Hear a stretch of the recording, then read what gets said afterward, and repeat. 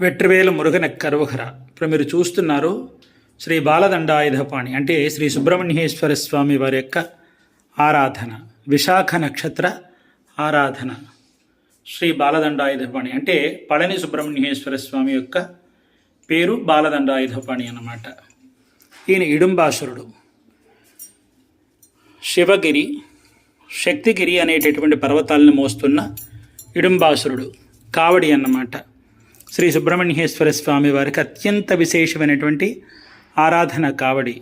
శ్రీ సుబ్రహ్మణ్యేశ్వర స్వామి వారిని దర్శించేటటువంటి భక్తులు కావడి రూపంలో ఉన్న కావడిని మోస్తున్న ఇడుంబాసురుని దర్శనం చేసుకుని వాళ్ళ యొక్క విన్నపాలు విన్నవించుకోవాలి.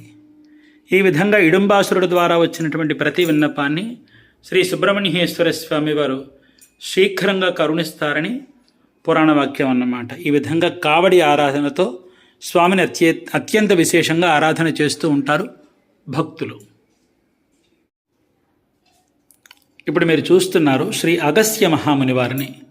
మన దక్షిణ భారతదేశానికి శ్రీ సుబ్రహ్మణ్య ప్రాభవ వైభవాన్ని తీసుకొచ్చినటువంటి వారు శ్రీ అగస్త్యులు.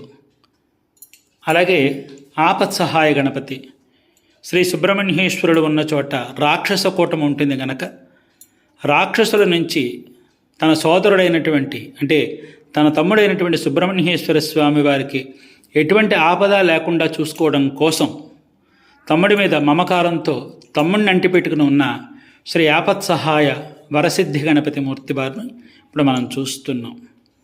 శ్రీ అరుణగిరినాథర్ వారు తిరుపుగళ్ళు పాడుతూ ఉంటాను కదా, మీకు తిరుపుగళ్ళ గురించి చెప్తూ ఉంటాను కదా. ఆ అరుణగిరినాథ స్వామి వారి వీరు సదా స్వామి యొక్క సేవలో అరుణగిరినాథర్ వారు తిరుపుగళ్ళు పాడుతూ తరిస్తున్నారు. అలాగే శ్రీ నటరాజస్వామి, హమ్మ శివగామి. ఈరోజు పార్వతీ పరమేశ్వరుల మధ్యన విశాఖుడి యొక్క దర్శనం అన్నమాట.